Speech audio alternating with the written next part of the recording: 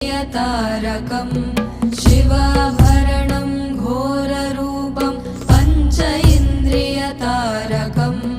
नित्यं जाग्रत्स्थिते निष्ठं नागनागम् आश्रयेऽहम्